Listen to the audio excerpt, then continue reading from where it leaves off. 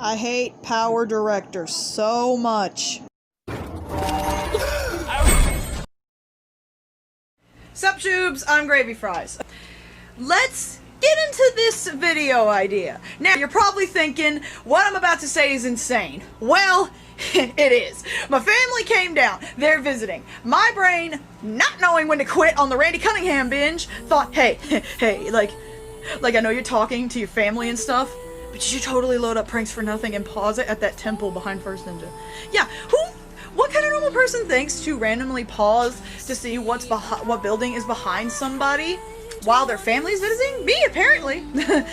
Anyway, there's one temple we see a lot. And wouldn't you know it, this one looks just like it.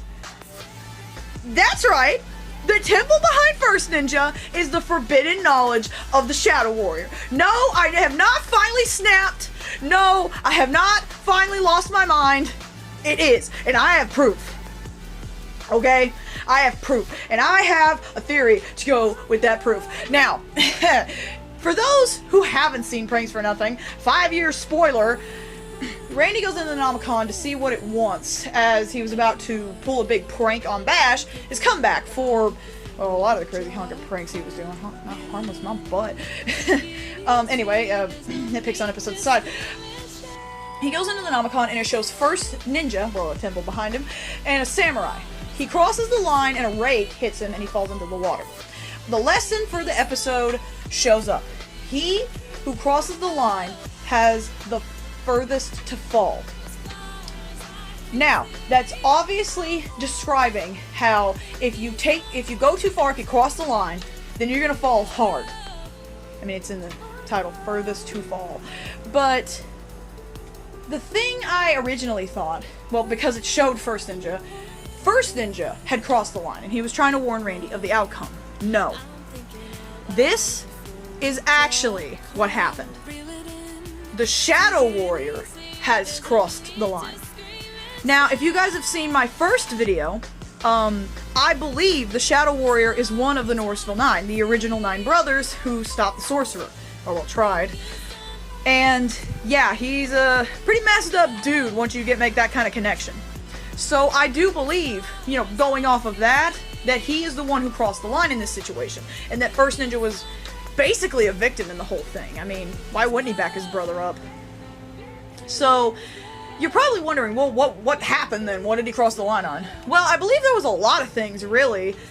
I mean, given what we saw with the Halloweenja suit and just those weird arts he created, again, for those who don't know what I'm talking about, in Dawn of Driscoll, the first Halloween episode, when Randy goes in the Nomicon, you see more than just the art of healing. There's the art of telepathy, art of flying, but I digress.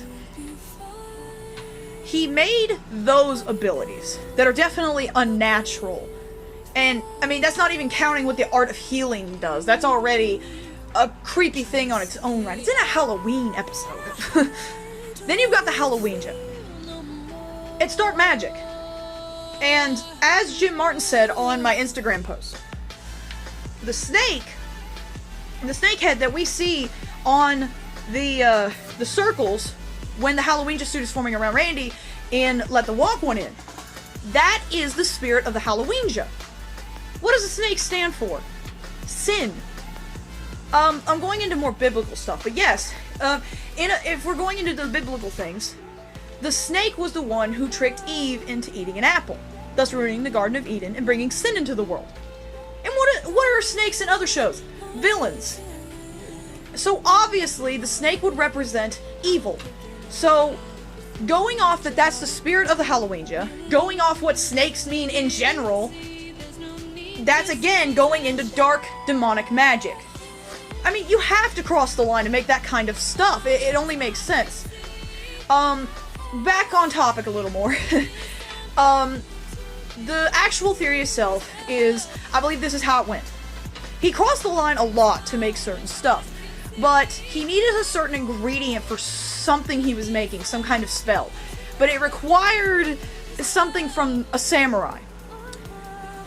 First Ninja not really wanting to go against his brother and being super loyal, despite how crazy sketchy this was, decides to join in on his little task anyway. To make a long story short, the Temple of the Shadow Warrior wasn't just something made up in the Nomicon to place the memorabilia and the stuff he owned, or the things that he taught as a member of the Northville Nine. That was where he stayed.